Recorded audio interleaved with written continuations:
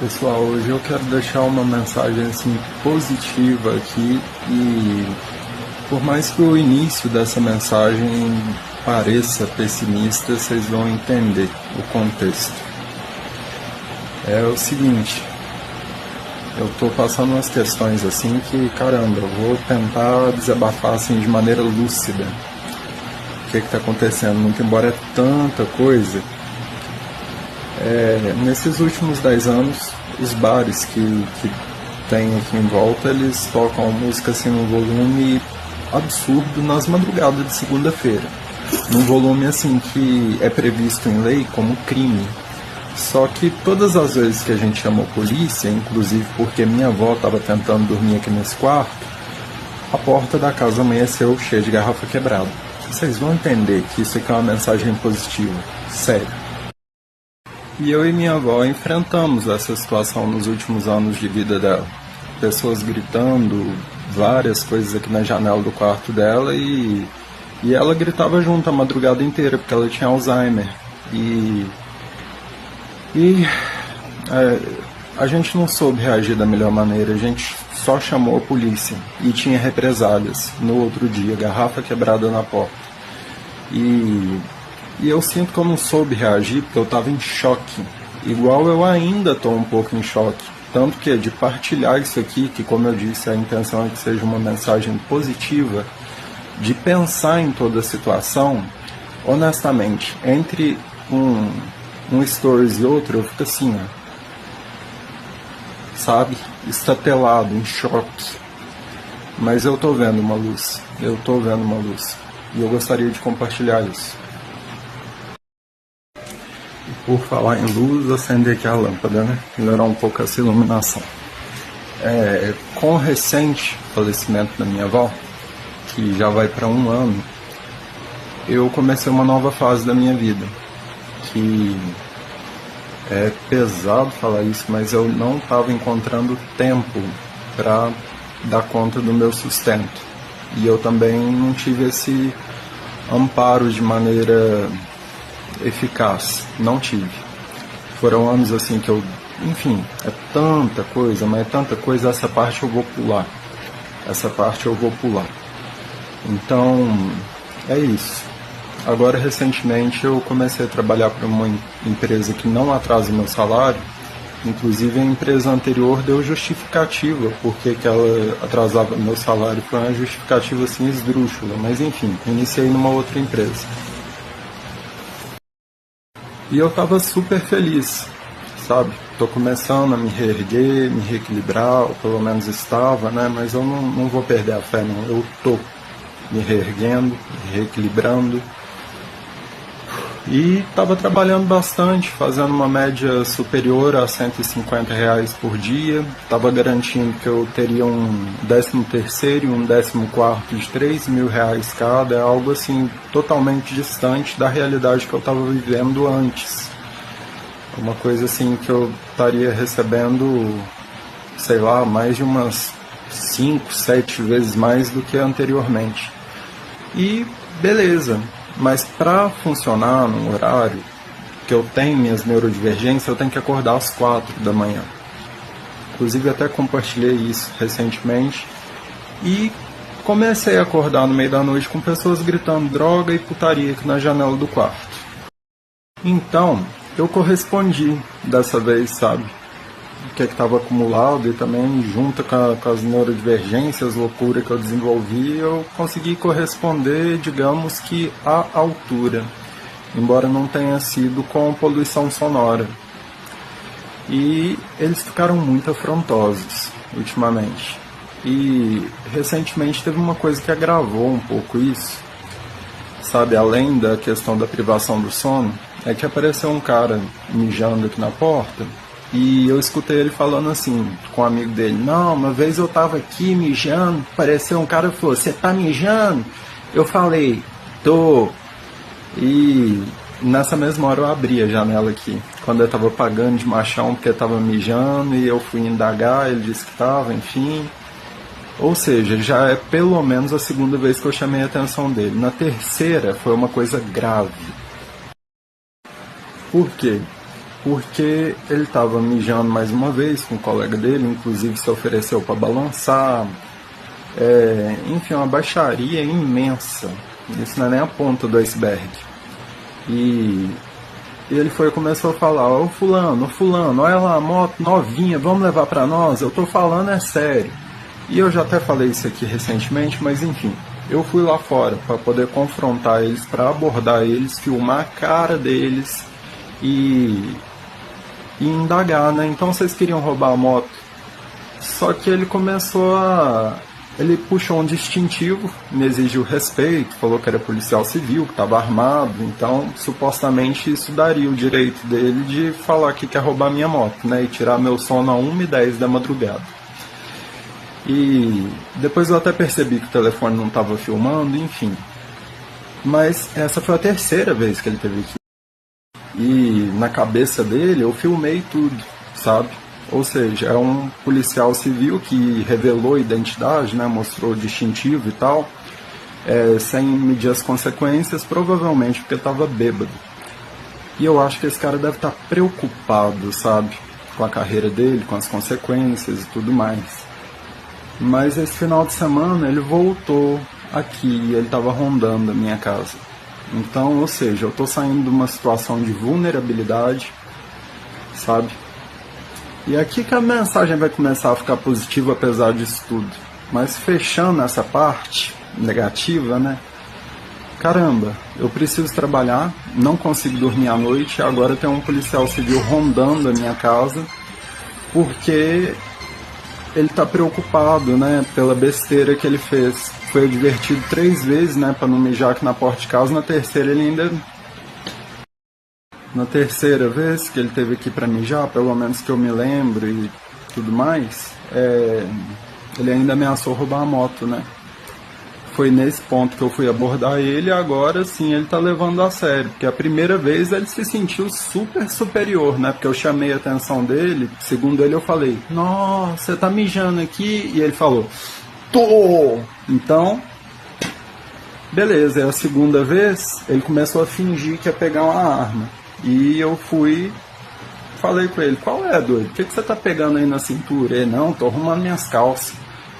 E essa terceira aconteceu essa loucura toda dele querer roubar minha moto, depois exigir respeito porque é polícia e estava armado. E agora, contas atrasadas, minha internet vai ser cortada hoje, dispensa esvaziando, mensalidades da moto chegando. E eu não sei se eu posso sair na porta de casa. Como que tá chegando a parte legal, a parte positiva. Mas uma coisa assim que me pega nisso tudo é que às vezes compartilhar isso, sabe, demonstrar vulnerabilidade financeira é algo que fere a reputação, né, nesse conceito de meritocracia que a gente tem. Mas será mesmo que eu não tenho méritos? Trabalhei desde antes dos 10, depois fui mandado embora aos 17, não vou entrar nesses detalhes também. E dos 17 aos 21, por onde eu passei, eu bati recorde de produção. Dos 21 aos 31 eu tive que cuidar dos meus avós. E eu não tive ajuda nos primeiros 8 anos, porque estava todo mundo ocupado, porque já tinha família, porque não tinha dinheiro para poder ajudar. Mas a minha sorte é que eles falaram comigo que um dia Deus me recompensaria. Então, Deus não vai, enfim, né? Deixar passar, né? E recentemente, eu, preocupado com essa situação toda, sabe, me lembrando que meus parentes só não ajudaram porque de fato não tinha recurso, nem tempo, porque eles já tinham família, mas que prometeram que um dia Deus me recompensaria.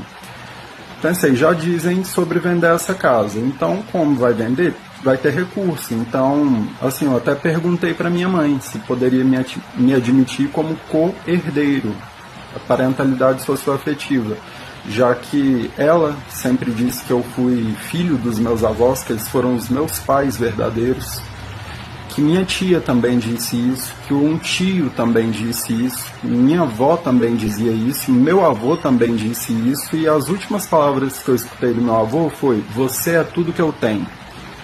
Depois disso eu só escutei meu nome e um amém, em dias diferentes, assim, dessa declaração. Então, eu tô confiante, sabe? Porque eles só não me ajudaram de fato porque não conseguiam, não tinham tempo, não tinham recurso, mas agora vai ter. Então eu perguntei para minha mãe, assim, comecei por ela, perguntei se ela me admitiria, se ela me apoiaria em entrar como co-herdeiro, como filho, né? Que ela dizia que eu era, que minha tia me dizia que era, que o meu outro tio dizia que eu era, que meu avô dizia, que minha avó dizia.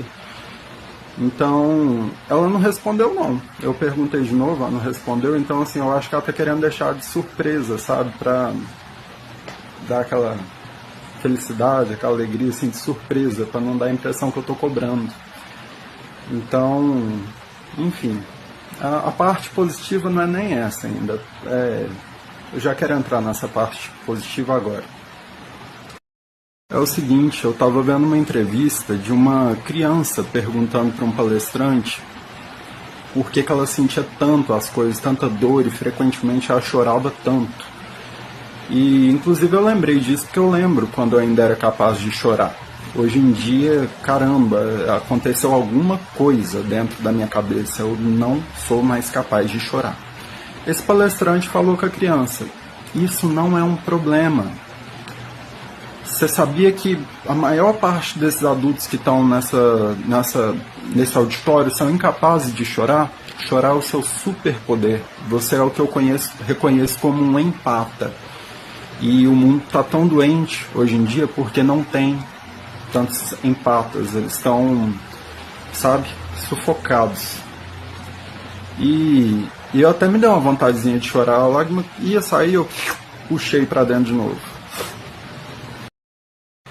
Poucos dias depois disso, foi no mesmo dia, eu acho, inclusive, eu fui procurar atendimento no Sersan, porque eu estou perdendo meu senso de autopreservação, eu estou enfrentando pessoas que se dizem estar armadas, que simulam estar armadas, pessoas que, caramba, tá tonta, me mostrou distintivo, falou que ia pegar a arma e eu fiquei esperando.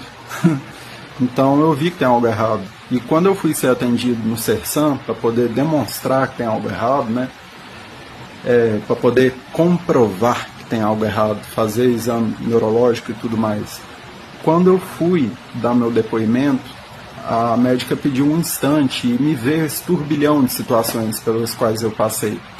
Eu juro para vocês, gente, o choro veio.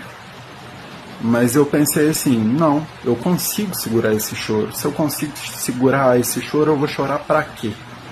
Mais uma vez. Então é até onde eu fico um pouco apreensivo de compartilhar todas essas coisas por aqui, porque a gente aprende a não demonstrar vulnerabilidade. Muitas vezes essas coisas acumulam, porque tem gente que aproveita dessa nossa incapacidade de denunciar as coisas erradas, de demonstrar vulnerabilidade, demonstrar incômodo. A gente tem que ser positivo. Me ensinaram, mesmo se estiver ruim, você fala, eu tô bem, lembra do seu avô, fala, eu tô cada vez melhor. E a gente vai fazendo isso, né? Porque a gente aprende que isso é força. E, honestamente, essa coisa de papel de vítima, a gente simular papel de vítima é uma babaquice. Agora, quando a gente é vítima e se coloca faz cena que é herói, é onde a gente verdadeiramente se coloca no lugar de vítima. E muitas vezes o verdadeiro heroísmo é passar por cima dessa coisa assim, dessa ideia de reputação que deve ser inabalável e que você que é sempre o responsável pelo seu mérito, que as condições não devem te abalar e que você é forte, você é foda, você não pode demonstrar fraqueza, sabe? Às vezes a gente passar por cima dessa situação e falar, olha, não é me vitimizando não, mas eu tô vindo aqui admitir que eu tô sendo vítima de um tanto de situações criminosas, desleais, sabe, situações sujas. Às vezes a gente admitir que a gente está vulnerável, que a gente está sendo feito de vítima, é o verdadeiro heroísmo. E é só uma observação, porque a parte positiva agora, de verdade, pessoal, eu juro. É o seguinte, um dos motivos pelo qual eu fico apreensivo de vir compartilhar essas coisas aqui com vocês é que eu sei que a gente está vivendo uma coisa que é chamada overdose de empatia, que hoje em dia a gente tem acesso, né? E é importante que a gente tenha acesso, que a gente unido enquanto planeta, a gente se torna mais forte enquanto conscientes e lúcidos, porque durante esse processo tem muita coisa rolando, muita hipnose coletiva, uma coisa assim, mas, sabe, essa coisa dessa overdose de empatia, muitas vezes ou ela deixa a gente deprimido, o que é péssimo, sabe, essa coisa da gente aceitar o choro, a gente tem que aceitar, mas se a gente ficar deprimido, a gente se entrega. Outra possibilidade, eu vejo 3 possibilidades diante dessa overdose de empatia, diante de tanta informação, tanta carga emocional, tantas situações reais. 3 possibilidades. Uma, a gente fica deprimido. É terrível. E muitas vezes a gente encontra refúgio nessa dopamina barata das redes sociais, né? Ficar rolando o feed eternamente. Acha uma coisinha engraçada, depois outra para deixar triste, depois outra para deixar nervoso, e assim a gente vai indo. Para mascarar, sabe, que a gente está deprimido. Outra possibilidade é a gente ficar irado, mas não aquela ira que a gente consegue alcançar, sabe, algo para poder mudar, uma força revolucionária, não esse tipo de ira, mas o tipo de ira que deixa a gente nervoso com tudo, caramba, política, geopolítica, isso, aquilo, injustiça social, a gente vai ficando nervoso, aquela descarga de cortisol e a gente adoece porque a gente está nervoso, a gente não está irado, a gente não está tomando atitudes concretas para poder revolucionar. Citei essas 2 possibilidades, né, a princípio. Uma é a gente se deprimir diante dessa overdose de empatia. A outra é a gente ficar irado de uma maneira descontrolada e adoecer por causa disso. E outra é a gente ficar apático, a gente fingir que esses problemas do mundo não existem e tal, e diante dessas 3 possibilidades, várias possibilidades, a gente cai em vários tipos de hipnose coletiva. E atualmente eu acredito que existem sistemas que aproveitam essa onda de overdose da empatia, do sistema endócrino, do vício na dopamina barata, e eles conseguem acessar a gente, sabe? Eles conhecem a criptonita exata para cada um de nós. Eu tenho acreditado nisso. Tá chegando a parte positiva, viu, gente? Sério. O que eu tenho a sugerir é que a gente que nós não nos tornemos criaturas apáticas diante de tudo isso, que a gente não enterre nosso emocional e que a gente não queira, sabe, mascarar esse emocional se entupindo de medicamentos para negar a realidade como ela está. É claro que medicamentos são necessários em casos pontuais, mas enfim, a gente tem que tomar cuidado para não ficar apático. A gente não pode negar nem essa coisa de ficar deprimido com algumas situações e extravasar isso, botar para fora, sabe, desabafar, e nem abrir mão também da ira, a ira lúcida, sabe, e eficaz, eficiente. A gente não pode abrir mão disso, mas a gente tem que tomar cuidado com os mecanismos de controle que estão nos acessando através dessa depressão, através dessa ira e através dessa apatia. Então é bom que a gente esteja consciente do que está acontecendo no planeta, mas é bom também a gente avaliar até onde a mão alcança. E eu me lembro de uma fala belíssima e super sábia que diz o seguinte: coração é cabeça, enfim, está interligado, né? A cabeça e o coração na floresta, ou seja, na natureza, nas raízes, sabe? De onde a gente veio mesmo, onde a nossa essência se fortalece. Então, coração e mente na natureza, no natural, sabe? Na essência. E mãos na sociedade. A gente tem que se indagar até onde nosso braço alcança. Não negar nem o sentimento de que tem algo errado, não negar a ira que a gente precisa para lidar com isso, para a gente não ficar apático. E muito cuidado, Cuidado para a gente não se associar a movimentos de ódio, de dualismo, que falam, olha, nós sabemos a verdade, eles não. E eles são detestáveis. Nós somos nobres. Nós precisamos combatê-los. Sabe por que isso é errado? Porque o outro lado também foi acessado por uma programação do mesmo jeito que a gente está sendo. E esse outro lado, o que eles falam? Nós somos superiores, nós somos nobres, nós sabemos a verdade, eles não sabem, e eles são detestáveis, nós temos que combatê-los, é assim de ambas as partes. A sociedade está sendo rasgada no meio, dividida e conquistada. Então a gente tem que tomar cuidado, a gente tem que ver onde a gente pode somar sem ter que destruir. E existem velhas estruturas também de controle e domínio que eu acredito que devem ruir. A boa notícia é que eu acredito que esse é um sistema autodestrutivo. A gente tem que tomar cuidado para a gente não entrar nele, para a gente não ser vítima desse sistema, para a gente não ser mais um braço desse sistema de ignorância, de divisão, controle, conquista e domínio. Porque quando ele cair, se a gente for parte disso, a gente cai junto.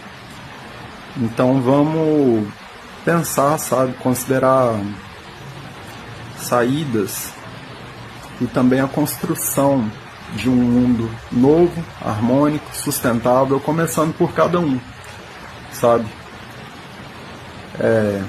Coração e mente na essência, não no caos. E aí, a partir da essência, a gente olhar para o caos e pensar onde nossos braços podem ser úteis, onde a nossa ação pode ser útil. Seja através da palavra, igual é o intuito do que eu estou fazendo aqui, seja através do trabalho. Por exemplo, eu sei da situação lá de Gaza, eu me compadeço, sabe? Eu falo um pouco sobre isso às vezes. Comento, engajo e tudo mais, e com muito cuidado para não cair nem na depressão, nem na ira descontrolada e inútil, e nem na apatia. Mas eu devo pensar assim, estava falando do trabalho, né? Eu sei a situação terrível que está lá, e eu sei que tem ajuda humanitária tentando chegar lá, e às vezes até chega. Então, que tal se eu trabalhar e pegar uma parcela e enviar para lá? E ver também o que está mais próximo. Então, como eu disse, a gente começar a imaginar um mundo novo que seja sustentável, que seja pautado na essência, no coração e na mente, que seja pautado no coração e na mente lúcidas, e não nessa coisa caótica que fica oscilando, né, entre depressão extrema, ira descontrolada e inútil e apatia. A gente tem que buscar muito se firmar na essência de cada um e também buscar se fortalecer, sabe? Valorizar quem está buscando manter a lucidez e resgatar quem for possível resgatar desse sistema maluco. É isso, pessoal, sabe? A gente se desvencilhar desse medo que controla a gente, desse ódio que controla a gente, de tudo isso e buscar caminhos, porque existem, a gente não pode perder a fé. Só que fé não é simplesmente a resiliência que aceita o mal. Fé é o poder pessoal, pautado na vontade. Na vontade proativa, pautada no discernimento do que seria bom, justo, agradável, sustentável. A gente tem que cuidar do nosso olhar também. E a fé é um bom colírio. A fé lúcida. Porque se a gente não tiver fé, a gente vai se perder. Na depressão, na ira descontrolada ou na apatia. E a gente vai ficar de olhos fechados, se contorcendo nessas coisas. A gente tem que abrir os olhos e sonhar um mundo novo, construindo um mundo novo. É essa mensagem positiva que eu prometi no início do vídeo. Hoje, será que foi uns 30 minutos? Eu espero que tenha valido a pena, pessoal. Muita força, lucidez e coragem. Tamo junto. Deus abençoe.